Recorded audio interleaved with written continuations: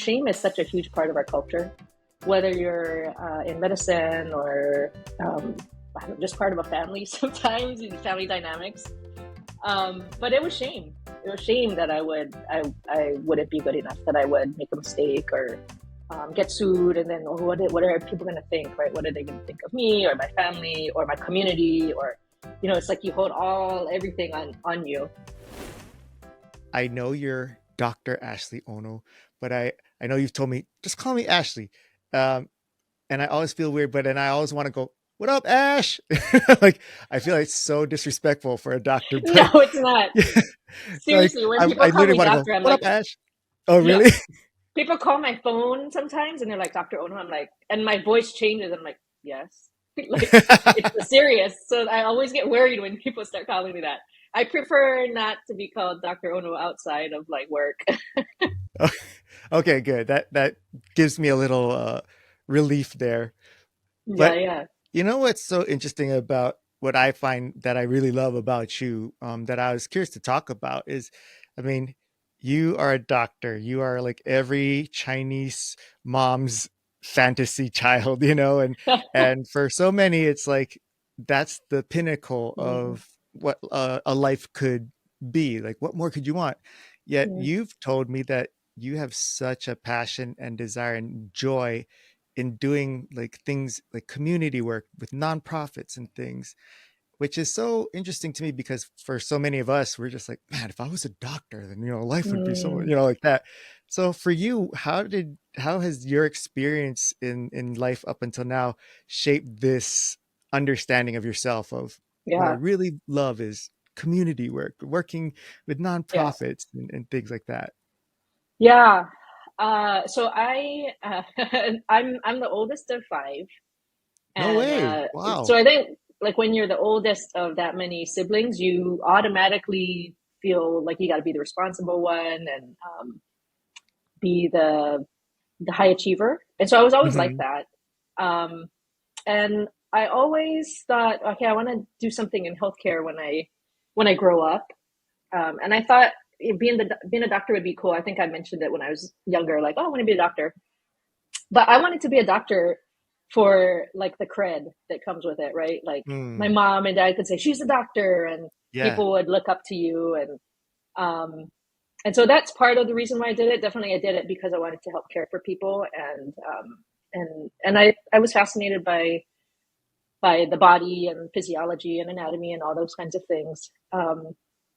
But there was a big part of me, I think, that was ego driven at the time. That I wanted to be in charge, and I wanted people to like me and think I was cool.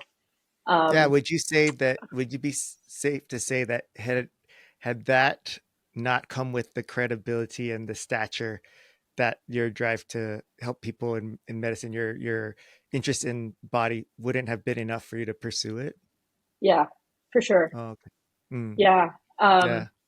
Because I mean, it took a lot of sacrifice Hmm. to get to be a doctor, right? Like you got to go to college, Right. and then you go to med school, and then you go to residency, and there's a lot of sacrifice of time and money, and you kind of put your life on hold for a little bit. Like Yeah.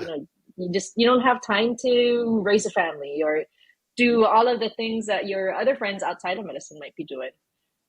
So there's a lot of that, but I think really the transition came when I had given everything I could to become a doctor, and finally was a doctor, and then did all the other things that society will say will make you happy, right? Like, so you get a good Right. job and you get paid well and you get married and you buy a house, and you start doing all these things. And as I started to tick off the things on the list, I was like, this is not making me happy. Like I'm Oh, done. I'm stressed. I don't really know how to interact with people that in not in a way that's trying to control them. Because so oh much of yeah. medicine is about, I think medicine nowadays really relies on guidelines, like we were talking about, like Hmm. going through the guidelines and saying, oh, okay, you have this. And so this says I should do this, this, and this. Yeah. Um, but, but humans don't behave like that. human bodies don't behave like that. And so when I was confronted with, okay, well, this is saying I should do it this way, but this person here is not behaving in ways that the guidelines say, I really was stuck and I struggled. And it gave me a lot of anxiety. And Mm. I think after a certain point, after a couple of years of being a grown up doctor, I just thought, I know this is not what I thought I wanted to do.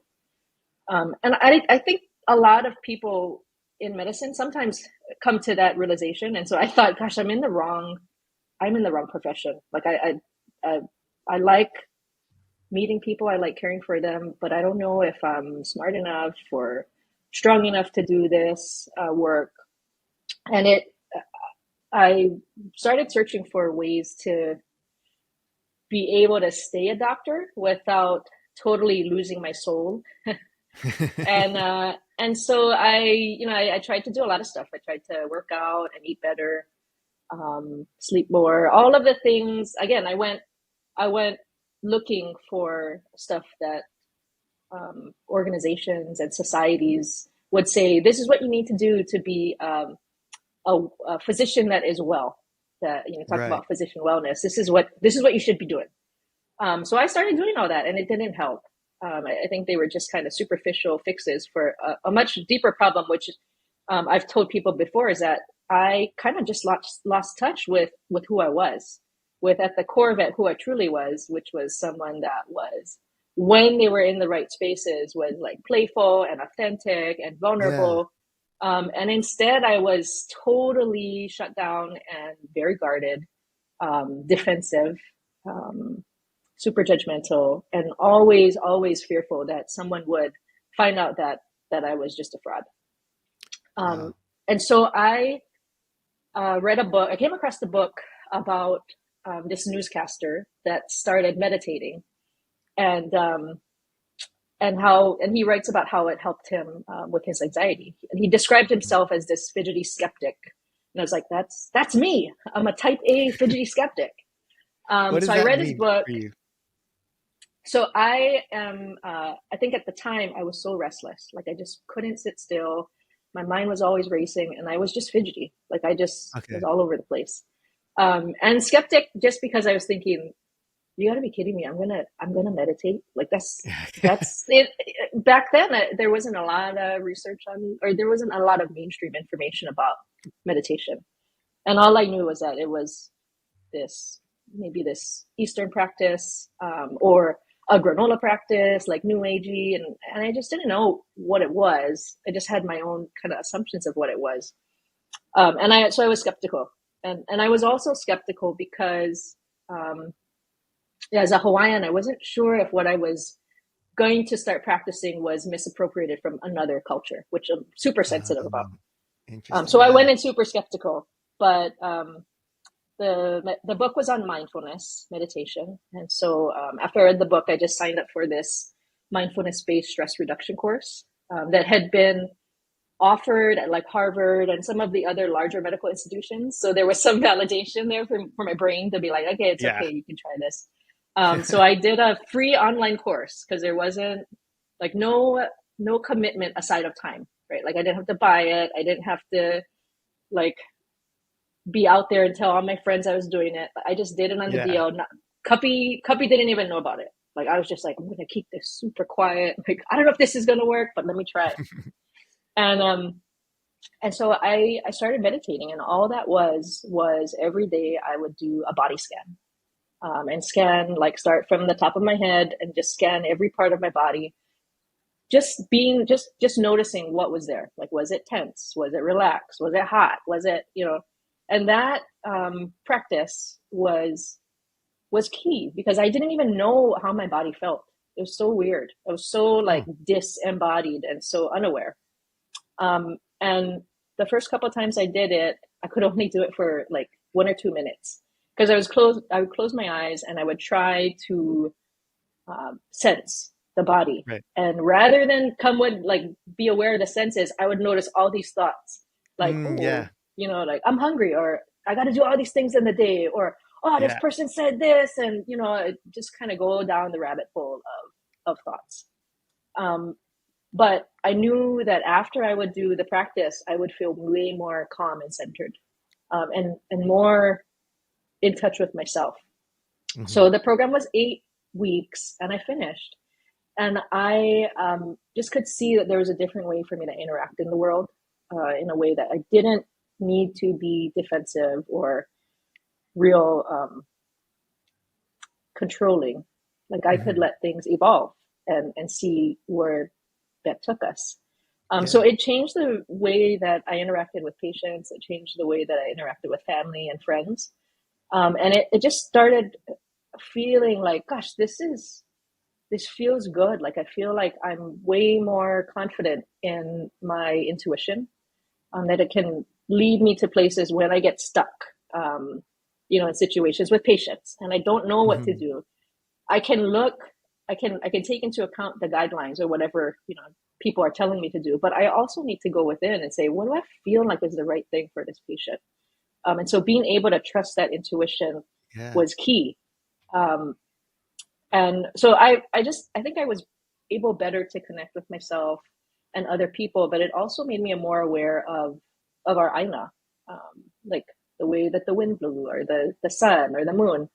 And I started to feel like, gosh, this feels really familiar. I don't know what it's called, but I it feels like I know this, and I don't know how to describe it. And so I ended up Googling mindfulness and aloha. And there was a journal article that came up, and one of the co-authors was Pono Shim. And so then I Googled Pono, and I watched his video on Long Story Short with Leslie Wilcox about aloha. And he Yeah. described akahai, lokahi, olu olu, ha'aha'a, ahonui. And and the way that he described those values of aloha were exactly what I had been learning in mindfulness. And so, Wow. before I had been so shamed, like, oh, I'm going to tell people I'm meditating. That's Yeah. crazy. But then I realized that this practice of mindfulness, of meditation, was my practice of aloha for me. And so after that, I was like, well, I don't need to be shamed because it's helping me to understand and to live with more aloha. Um, so yeah, that I think that's when I realized, yeah, I'm a doctor, medical doctor, but there's so much more that I can be and that I am, and I think it's an injustice just to think like I have to operate just in this healthcare setting. So I started Yeah. looking more at the community, and well, how can I be of service and how can I connect with people? Because the other thing I noticed was my contact group was all medicine, and Okay. Yeah. meeting Pono, he like kind of broadened that, and I met so many people in different sectors of the community, in education and business and nonprofit, Hmm. and everybody was doing really cool stuff, and all trying to live and express these values of aloha in their own ways, and that was really inspiring for me. So that's how I got to the community side. Yeah. Well, I want to kind of, if you don't mind, I kind of want to dig in more about, you mentioned that you were afraid that people would think you're a fraud. And I thought that's Mm, so interesting because I struggle with that a lot. But yeah. I feel like the reason why I do is because I didn't put in the work to Mm, be where I'm at. Whereas for you, I mean, you put in the work. Your degree, your title show that you did the work to say, no, I am a doctor. Yet you still had this feeling of, oh, I hope nobody figures out that I'm a fraud. How does that work? Because I yeah. can understand why mine comes in. I feel Yeah. like it's hard for me to understand how you could possibly feel that way with all of the supporting accolades of Mm, what you did to accomplish that. yeah. Um, I think, you know, um, shame is such a huge part of our culture, whether you're in medicine or I don't know, just part of a family sometimes in family Yeah. dynamics.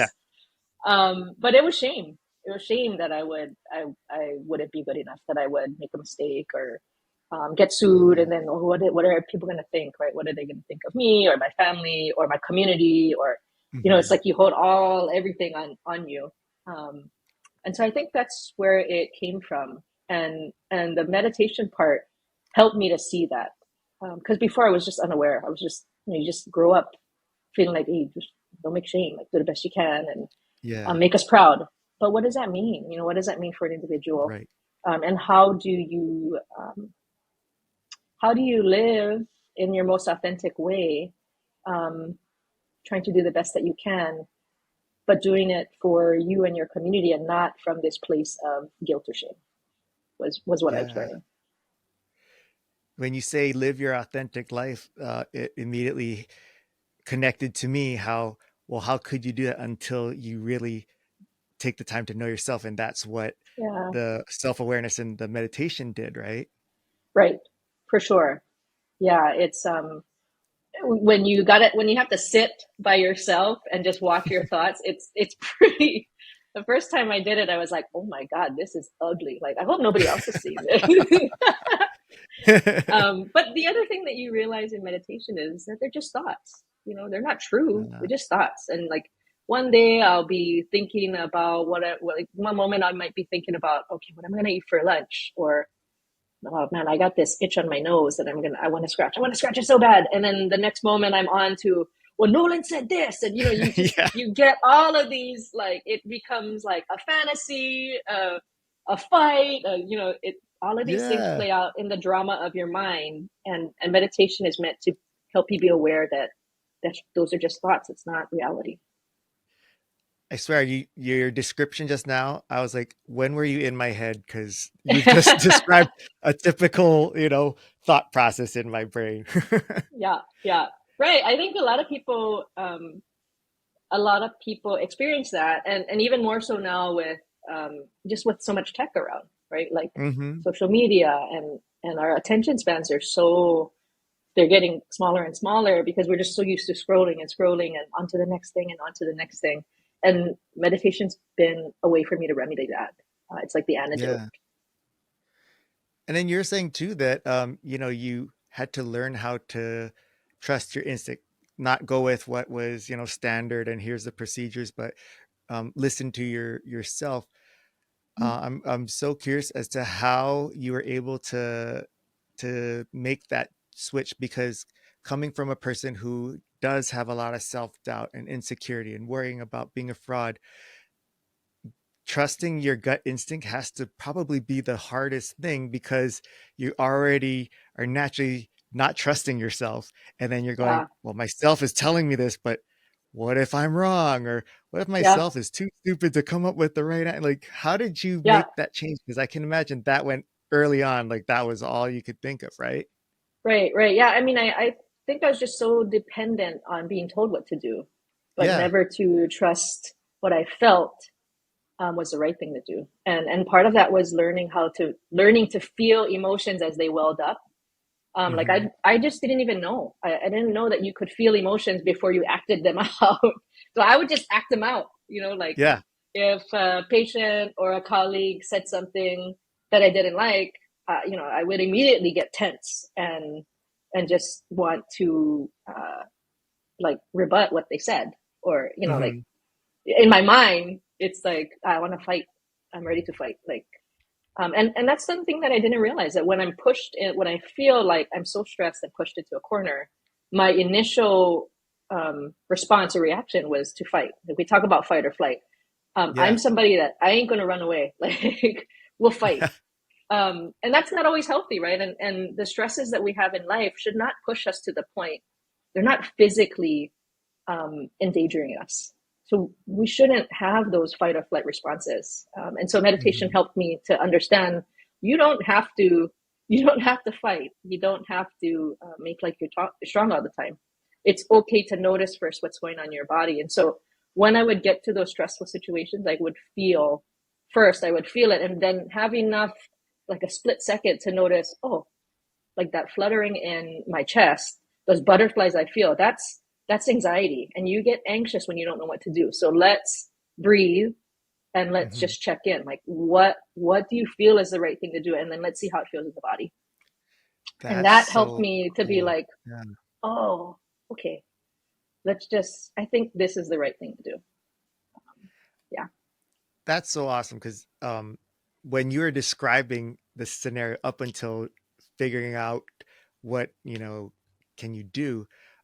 It was just like me reliving so many times in my life where same thing, like not that I'm physically fighting, but when I feel like something's not right or I feel insecure, I was always getting into arguments, and the other person on the receiving end would say like, you're overreacting, like why are you getting so upset? And in my mind I had conditioned myself to be like, you're the one who's wrong. Like Yeah, right. I listed 30 reasons in my head why I'm right here and I should be just screaming in your face.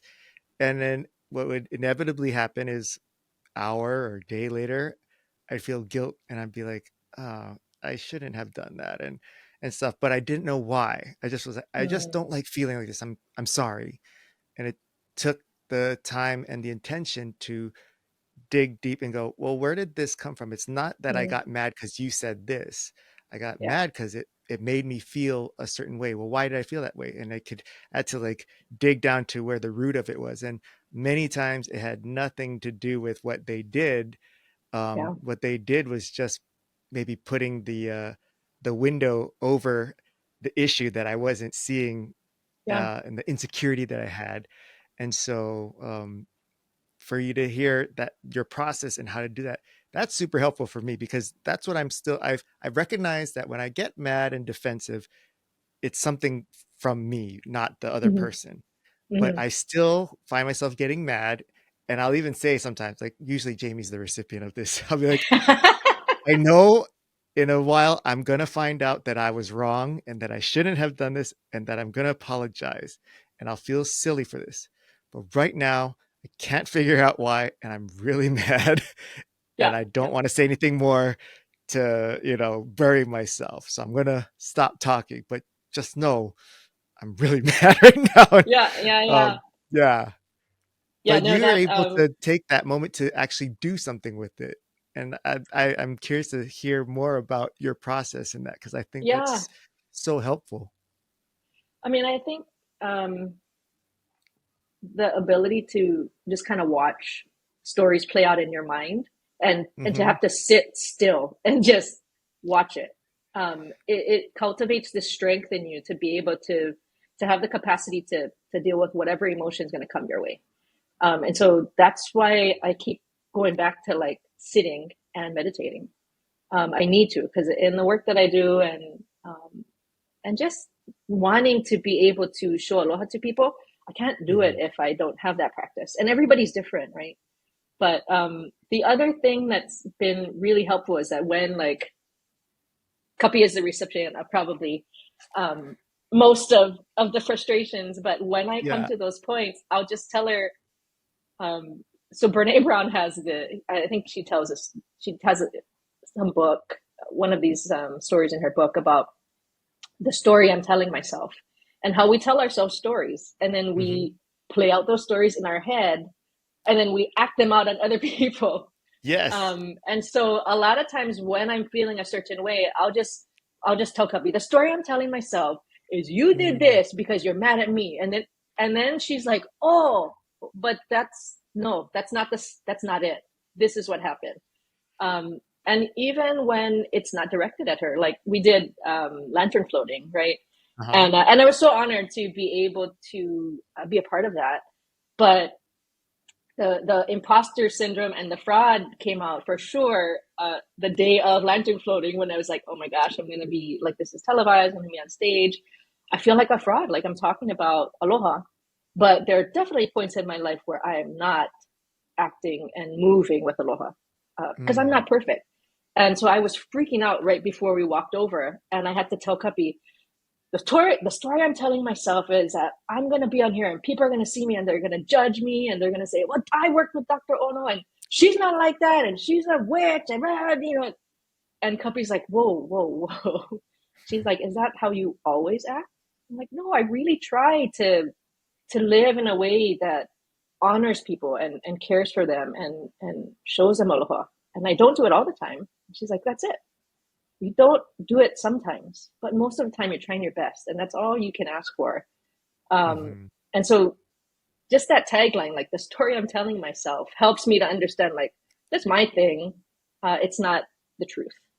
That resonates so much with me because there's there's times when I'll have told many stories in a span of 10 seconds in my head, Yep. and after I've told those 10 stories in my head, that's where I pick up my actual what I say in the conversation. And since Jamie wasn't a part of those 10 stories, she's coming in Right. like, what, where are Whoa. we? Why are we Right, here? right. Exactly, exactly. Yeah, and that can happen throughout the day with different people, right? If Hmm. we're not aware of that. So, yeah. You had mentioned that, when you started to do the meditation and you started to be mindful of yourself, were there any points where, the kind of aha moments of where you figured things out about yourself that maybe related to things that you hadn't thought of or considered were part of it? Like, a lot of times people, like for myself, like I figured out the reason why I'm like this as an adult somehow weaves its way all the way back to this experience as a child, in childhood, and that hasn't been, addressed or resolved. Like, was there something like that that really was a big moment for you? I think there are a lot of moments like that when you have to sit and just watch things. I think um, I'll give you an example for just more recently. Like for me, I love to do stuff. Like I love Hmm. projects. I love coming up with crazy ideas and then seeing out a project. And that partly that's what I do in my work as a doctor. It's like you take care of patients in the hospital, and your goal is to get them home safely, Hmm. and hopefully feeling better. Um, and so there's a big part of me that is focused on the outcome, and what we learn in meditation, even what we learn as we practice aloha, is that it's not so much about the outcome, because the outcomes might be something totally different, but it's about how you flow and how you proceed as the process is going through. And so we worked on the Hui Malamo Kekai gala together, and that Hmm. was just it was a really great experience for me because um, we started off saying, okay, what's the goal, and what do we want to do, and it's something that we never did before, and I realized that I got attached to the outcome. And then I got afraid that we were going to fail. Hmm. And like that people will, again, it goes back to like, well, why are you scared about what people say? Like, what, Yeah. who cares? Like, but how attached I am to other people's validation. So I realized that in meditation. And then I realized that when I start feeling frustrated or scared or panicked, I can descend very quickly by ruminating, and then I try and strategize my way out of it. Like, okay, I'm gonna do. If we get this sponsor and we do it this way, we can make it succeed. And then I start comparing myself to other people, and then it just goes down and down and down and down. Yeah. So in meditation, I realize that the remedy for that is gratitude for me, and that I just Hmm. need to stop and say, hold on a minute, what do you have right now to be grateful for? And that kind of pulls me out of it and helps Hmm. me to ascend again. Um, because when you look around and you take inventory of everything that you have, everything that you can be Yeah. grateful for, it just kind of flips something in your mind. And it helps me be less attached to the outcome and more like, okay, I'm going to trust the process. Like, I'm going to Yeah. trust that I'm supposed to be here. I was chosen for this for a specific reason. I don't know what it is right now. And we can hold those outcomes loosely. But if we don't hit it, it's fine. It's okay. Yeah. It's going to be okay. Um, and so that was one of the recent things that I learned. That's awesome. Yeah. I think that's what we've kind of conditioned ourselves is this is what we visualize success to be, and that's it. And if you don't reach it, everything is lost. And Yeah. what I've learned through, meeting people like yourself and hearing stories like what you've told me is, man, there's so many blessings and so much growth that comes through even the difficulties and the quote unquote failures. And it's not even Mhm. failures, it's just this is what Yeah. happened, right? It's Right. just like, Yep. yeah. Yeah. I mean, I think now, I look at failures as opportunities, right? Hmm. There's opportunities to learn different things, and Yeah. not everything you do is going to work, right? And that's okay. Hmm. I mean, there's no, I think some of the best growth opportunities for me have been when I failed. But I learned more about myself and more about what I like or what I should be doing. Um, and yeah.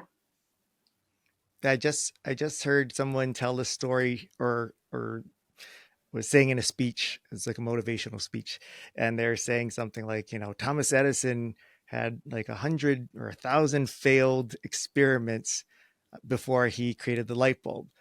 But in no time throughout history has everyone ever mentioned the failures.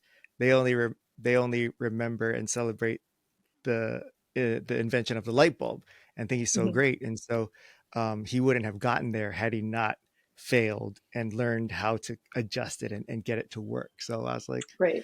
that's a really good way of looking at it before where, and I don't know, you were mentioning too, like, local like style of growing up or mentality is kind of a lot of like around shame and stuff. I feel like I relate to that, but I don't necessarily know why or where it comes from.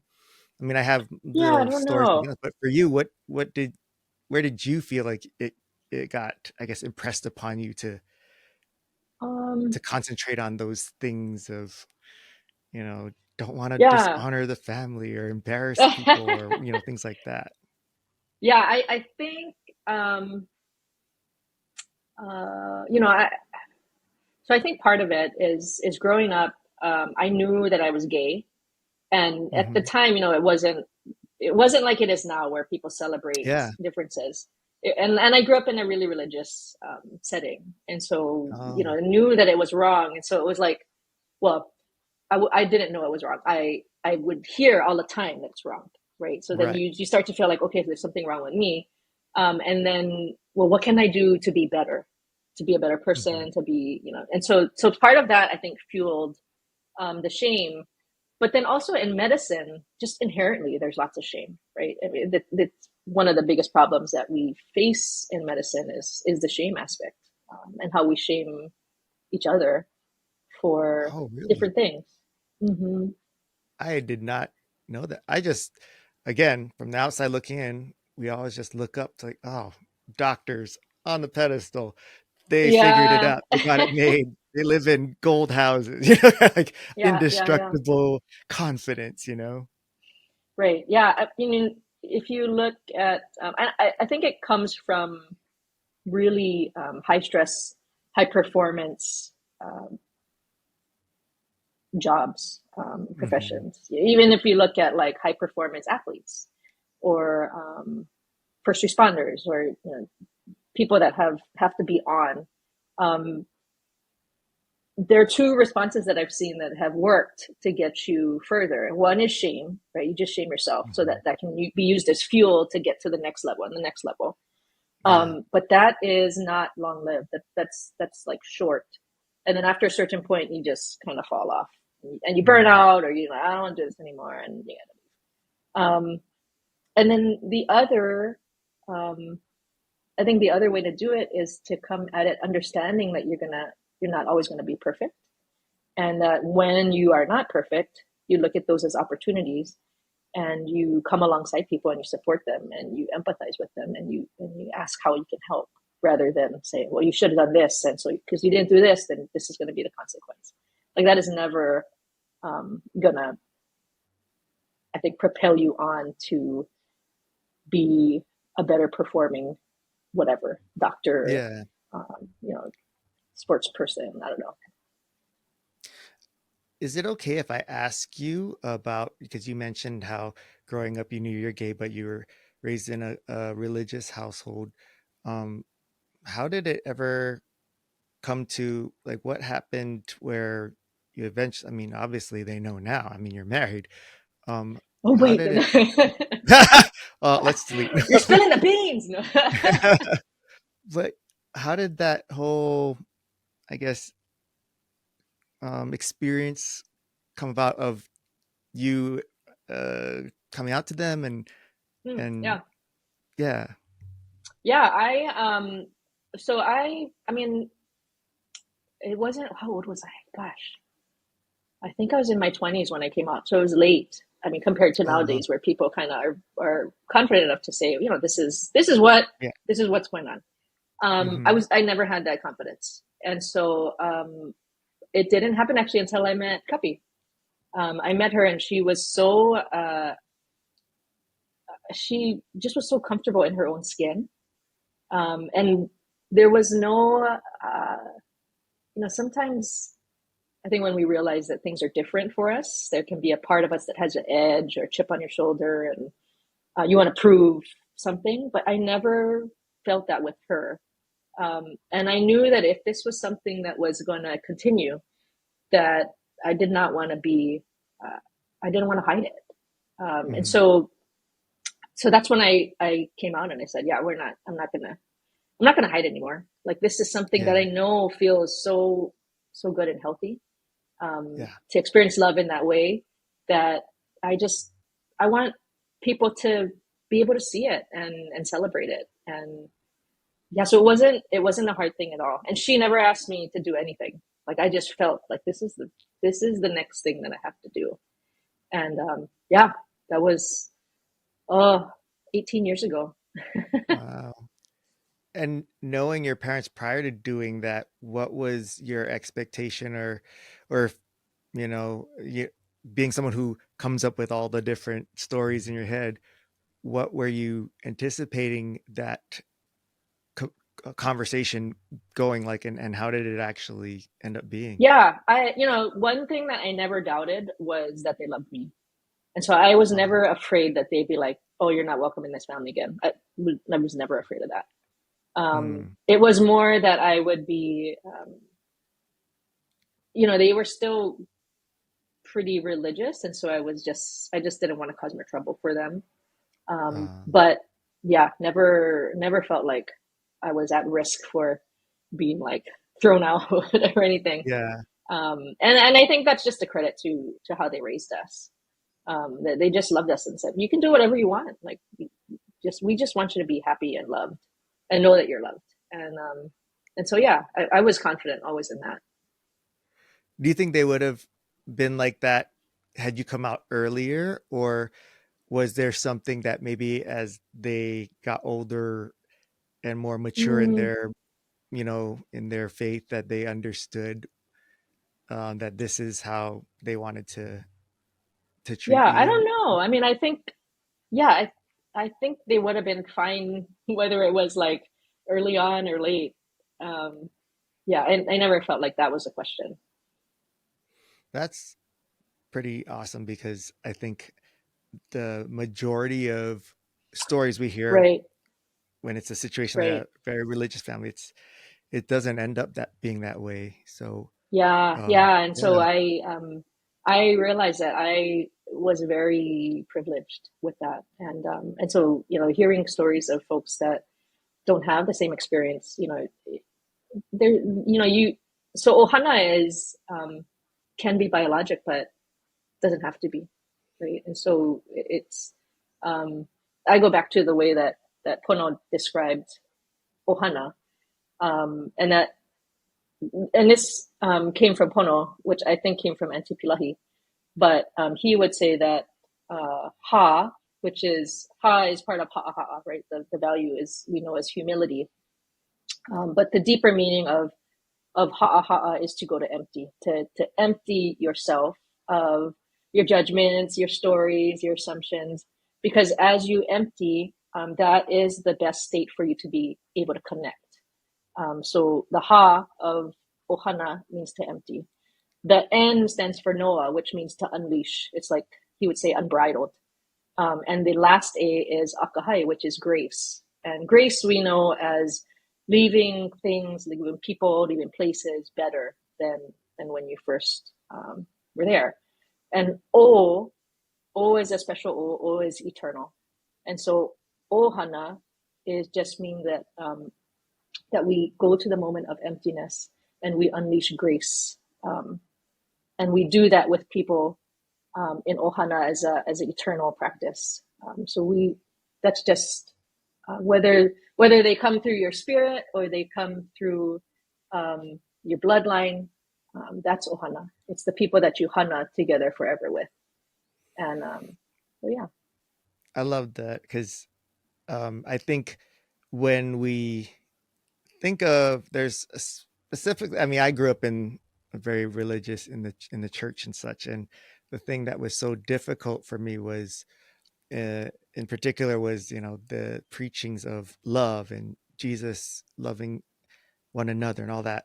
Yet, what I would see or feel was a lot of guilt and shame yeah, of this is how you are, but you need to be this way instead. mm-hmm.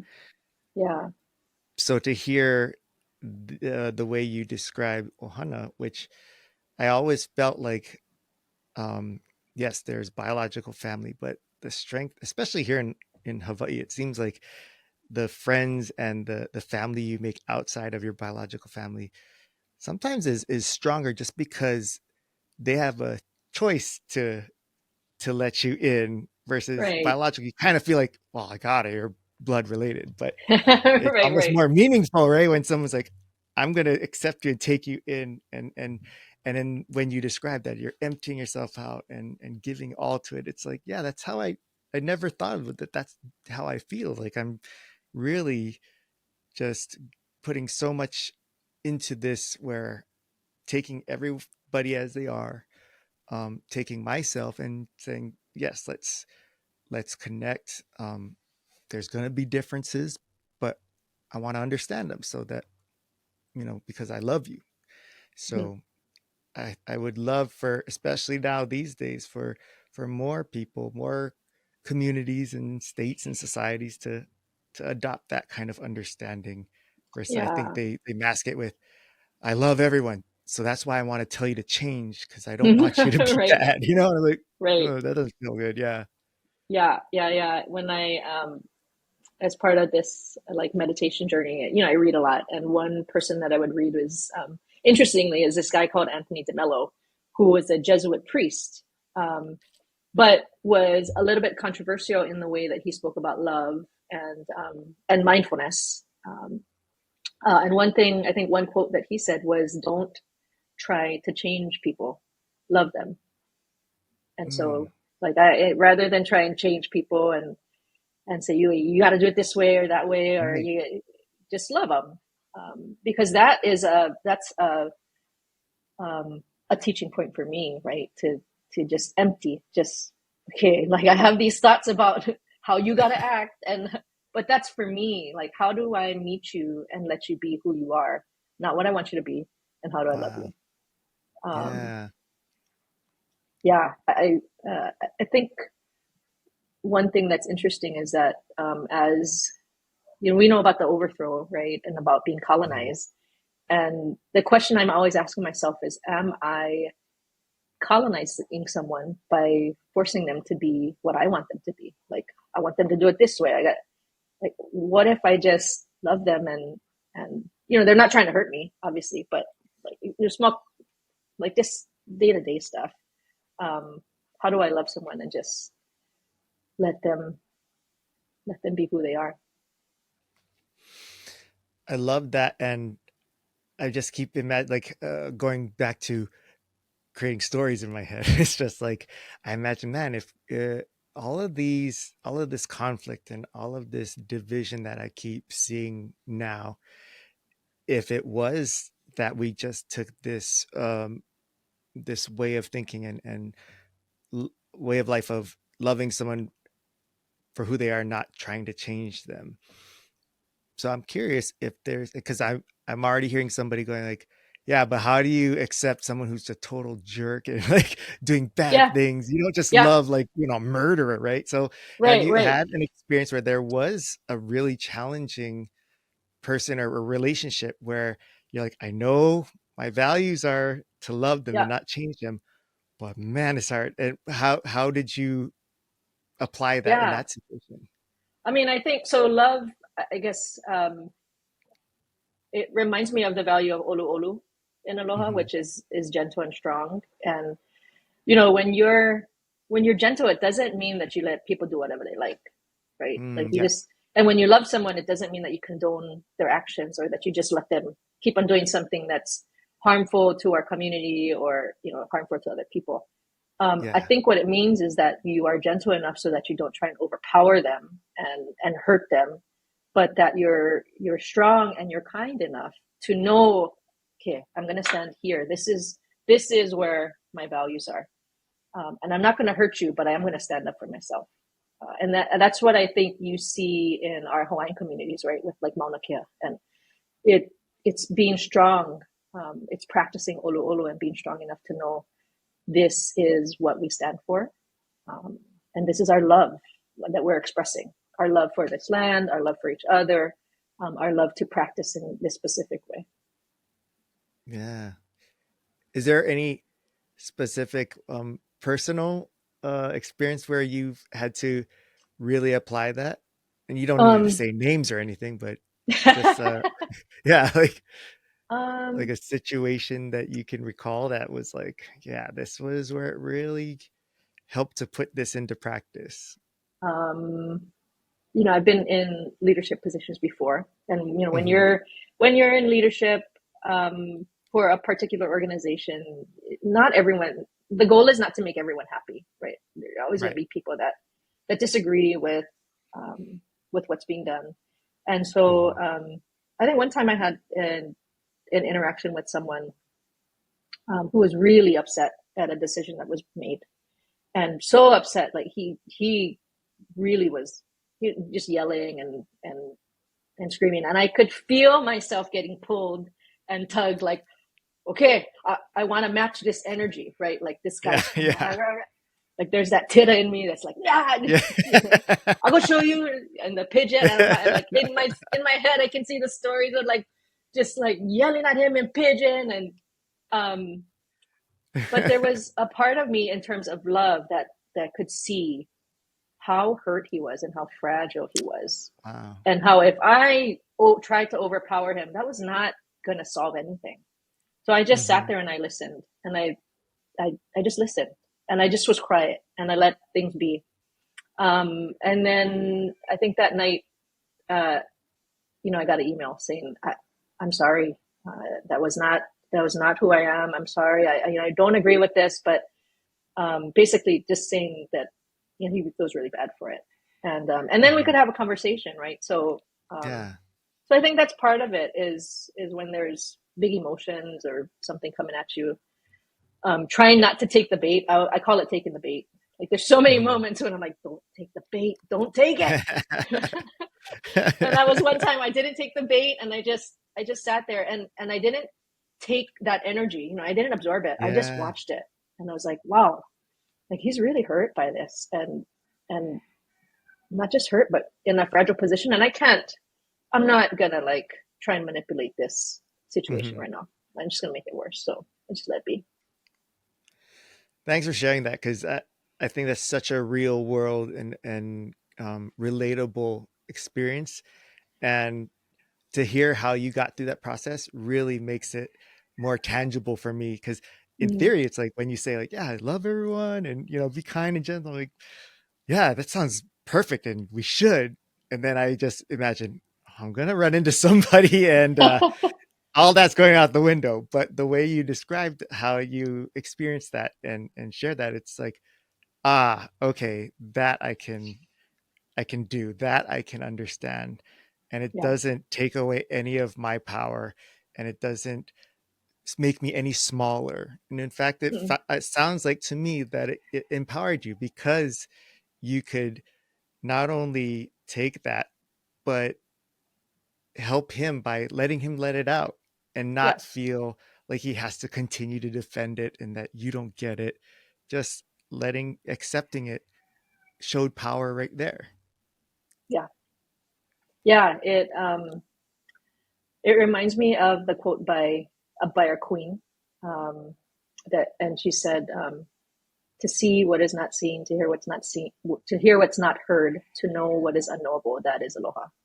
And so part of practicing aloha is like when you get into these situations where all we see is this physical presence, like the ability to see further and see, well, what is this person really dealing with? Like, and see this person is screaming and yelling, but what else is there that I'm not seeing? And trying Mhm. to get to that point. Because yeah, I think without doing that, we just get stuck in this like fight. Um, Mhm. Well, I could talk to you, as you know, for hours, but we need to save some of the things we're going to talk about for our Pauhana get together that no one's oh going to yeah, be yeah, hearing. But I wanted to leave with this and ask you. Um, I know it's easy to say, well, what's your hope for the future? And, it can be all kinds of things. But I think rather than asking that, I already know what your hope for the future is in general. What do you want to see as far as the actions to take place when now that you have all of this knowledge and these experiences, what would you like to see happening here in our state amongst our people for us to grow, to heal, and do better for each other? yeah. Um, well, that's a big question. And I it can think even be smaller, just within your family. I yeah, mean, it yeah, doesn't have to yeah. be I the think whole. Yeah. well, I'll share my we just started the beginning of the year, and so I don't have New Year's resolutions, Hmm. but I just come up with intentions right for the year and things that I wanna weave into life Hmm. and part of them are my hopes for our communities and our state. One is to continue to create the act of creating. Um, I think we're in very fertile lands, and we as an island community have very specific needs. And to think that we're going to adopt um, practices from somewhere else, I don't think that's going to work. And so we have to. Part of my intention for myself is to think of ways that I can create more opportunities, create on ideas and projects, and be innovative and not scared of failing, Hmm. but just to be involved in that creative act. And the second is to express, to be able to express myself in ways that are healthy, um, so that I don't hold it all in, Yeah. and express vulnerability, because I think that does make you stronger. And then the third one is to nourish, to focus on what nourishes. And so not just food, but ideas, thoughts, focus on people that I feel can be uplifting, Hmm. uplifting for myself, uplifting for communities. And so those are the three intentions that I had for myself for this year. And maybe in some ways, I hope for our communities and our state. No, I'm glad you shared those because I think we all could. There's nothing in there that wouldn't make things better, and Yeah. in hearing that that's what your intentions are, that makes me even more grateful that you have chosen to allow me to be part of your circle, because that's such a huge honor for me that you trust in me that I am at least a piece of what your intentions are. So it's been really cool just getting to know you and become more intimate with the experiences and the things that you've gone through and the humility that you have to share those with people like myself, because that encourages me to do the same and give me the confidence to do that, so that maybe I can do that for someone else and pass down what you've given me. So I just want to say how much I am so grateful for you and really appreciate you. Yeah, no, same. I think um, in a place like an island community, we're so dependent on each other. And so that's one thing that I didn't take seriously when I was younger. I just thought, I'm going to shoulder the burden by myself. I can do it by myself and be all tantaran. But I mean, I think as life goes on, you realize that you cannot by yourself. And so we have to connect with each other, and because it only makes us stronger. So Yeah. mahalo for having me. This is really fun.